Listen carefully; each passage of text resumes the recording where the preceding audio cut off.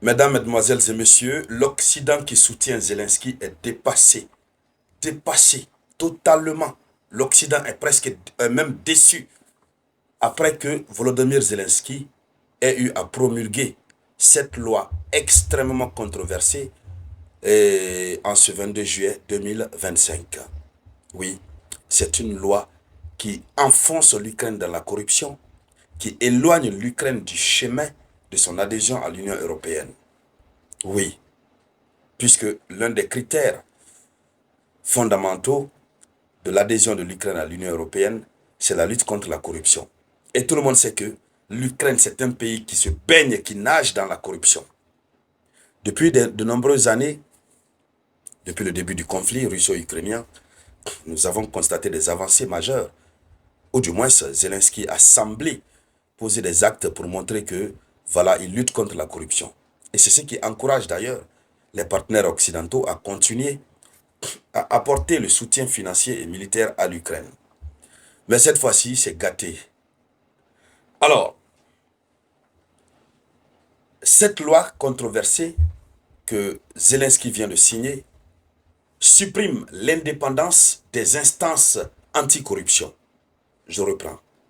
C'est une loi qui supprime l'indépendance des instances ou des organes qui luttent contre la corruption en Ukraine.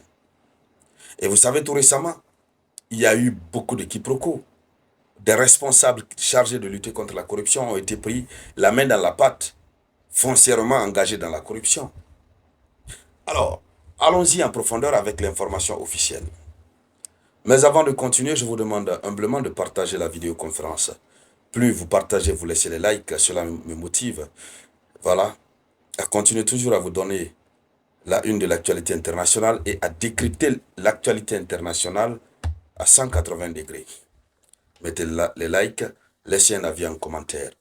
N'oubliez toujours pas, pour ceux qui n'ont pas encore l'application Moyen Express, allez-y, téléchargez l'application.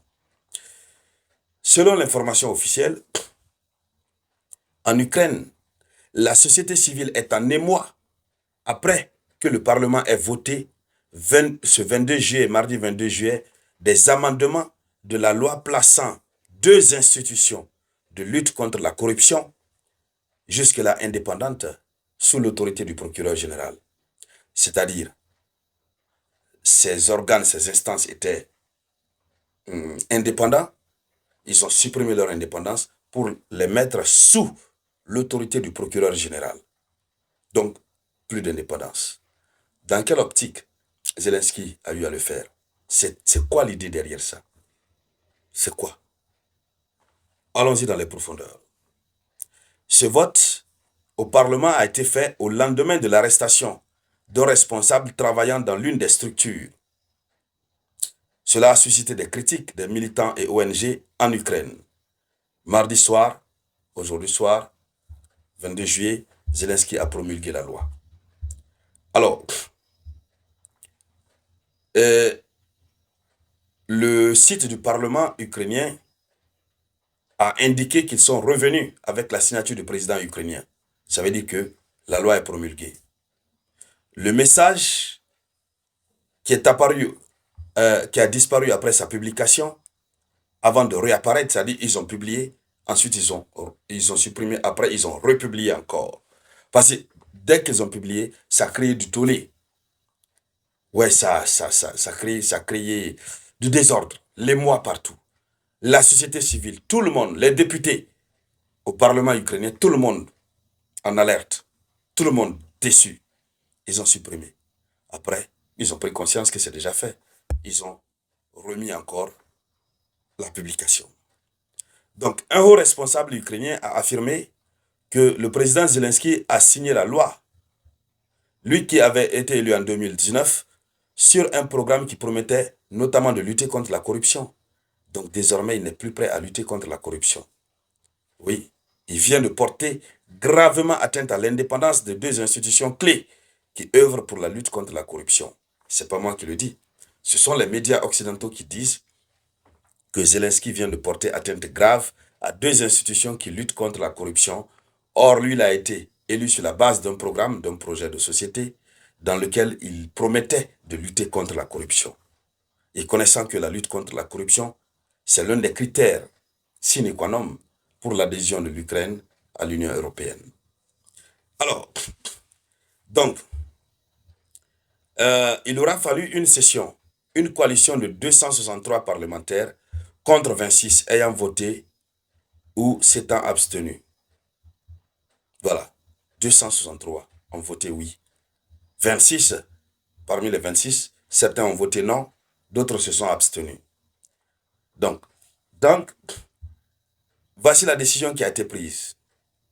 Alors, l'une des questions qu'on se pose à l'instant T, quel va être l'impact de cette nouvelle loi promulguée, à moins qu'il abroge cette loi dans les heures à venir. Mais est-ce que cela n'aura pas un impact majeur vis-à-vis des partenaires techniques et financiers de l'Ukraine? Mais surtout, par rapport à l'adhésion de l'Ukraine à l'Union européenne, peut-être comme Zelensky sait qu'il n'y a plus d'espoir, c'est pourquoi il a préféré le faire. Sinon, on ne se souvient encore.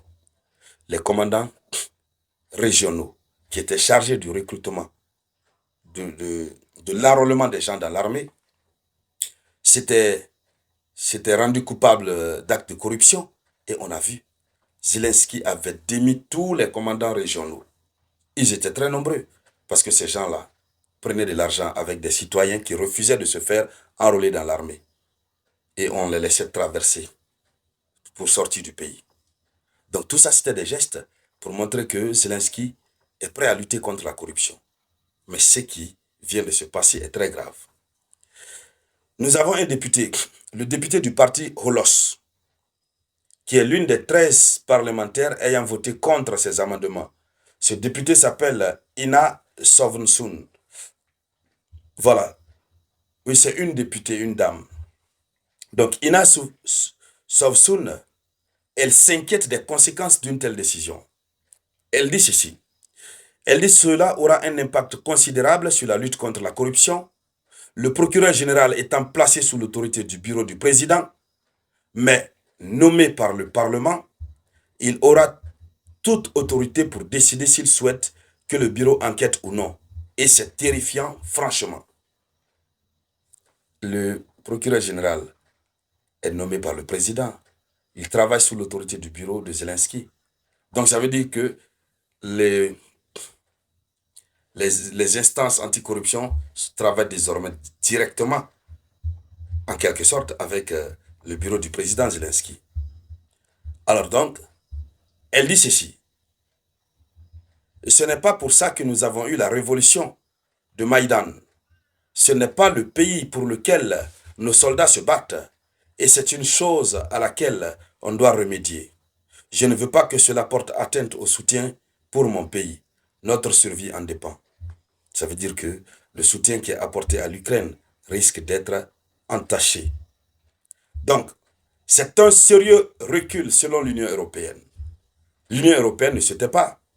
La Commission européenne s'est dite profondément préoccupée par le sérieux recul de l'Ukraine en matière de lutte contre la corruption.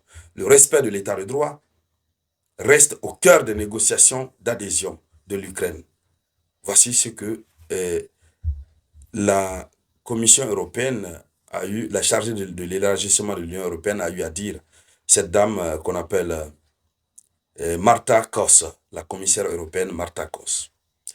Alors, mesdames, mesdemoiselles et messieurs, c'était ça la une de l'actualité internationale. Merci de la partager au maximum. Je vous reviens tout à l'heure.